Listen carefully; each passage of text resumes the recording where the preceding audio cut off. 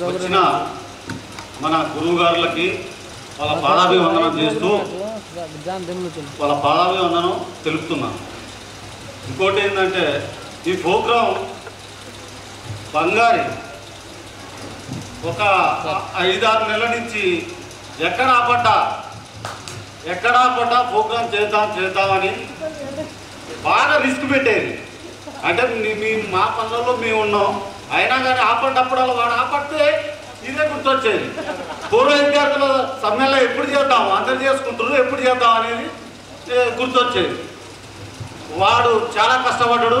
అందులో ఒకటి తర్వాతకి రామకృష్ణ, నరసింహారెడ్డి, ఒక 4-5 సంథింగ్. అంటే అన్ని ఏదైనా ప్రోగ్రాం చేయాలంటే అందరం చేయలేము, ఎవరో ఒకరు ముందుకు వచ్చారు. మొత్తానికైతే ప్రోగ్రాం మంచి సక్సెస్ అయింది. మీరు కూడా అందరూ మంచిగా వచ్చి సార్లతోని ఇంత మంచిగా మనకి చెప్పటం మనం చాలా సంతోషపడుతున్నాం. ఇంకోటి ఏంటంటే మన జ్ఞాపకాలలో పోతే మన సురేష్ సారు ఎప్పుడు ఒకటి అనేది, అరే అవులా అనేది.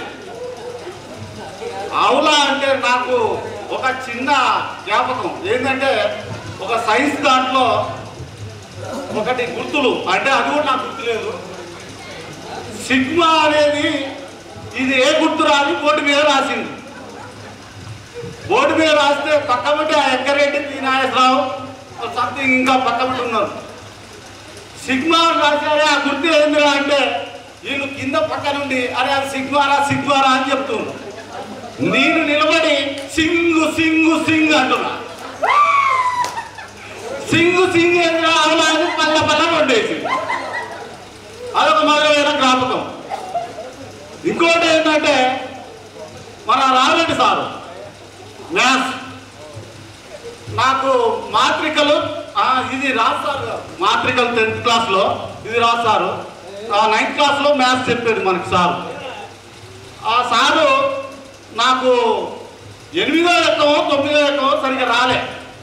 అది వచ్చిందాట, అది చదవా బట్టు, అరే బట్టు ఆ చదవరా అని అది వచ్చిందాక బట్టు పట్టేది. అలాంటి క్రీతియాతకాలు మరవలేని మరుపురాని ఈ గుర్తులు ఈరోజు ఈ సార్లు రావటం మనకెంతో సంతోషకరం. అలా అదేవిధంగా ఇంకోళ్ళు ఎవరో ఉన్నారో తెలుసా? అరే వెంకరెడ్డిగా ఏం చేస్తున్నావురా అని అనేటాయన ఎవరు? సారే సార్. లోనకు రావడంతో ఆయన ఒకటే అనేది, కట్టే కొట్టే తెచ్చే, 3 చెప్పేది. కట్టే కొట్టే తెచ్చే ఏంటిదిరా?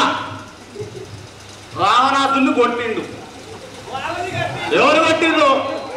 రావణాసుని కొట్టిర్రు, కట్టిర్రు. ఏం కట్టిర్రు? ఆనకట్ట కట్టిర్రు. తెచ్చిర్రు. ఎవరు తెచ్చిర్రు? సీతను తెచ్చిర్రు అనేది చెప్పి అది స్టార్ట్ చేసి ఆయన పాఠాలు స్టార్ట్ చేసేది. ఇకపోతే మన మోహన్ సార్ ఉన్నాడు. ఫస్ట్ ఆయన చేతిలో బెత్త ఉండేది, సన్న బెత్తం తీసుకొని వచ్చేది. బెత్తం తీసుకొని వచ్చి ఆయన ఏమనేది? బిజినెస్ ఫెలో అనేది. గుర్తుందా మీ అందరికీ? Business fellow. అంతా లైన్లో ఉండరు. లైన్లో ఒకటి ఇంకోటి ఏంటంటే మీకు ఒక గుర్తు దాన్ని రాస్తారు. మన దాంట్లో మన ప్రార్థన చేసేటప్పుడు మనకి ఒక పద్యం చెప్పేది.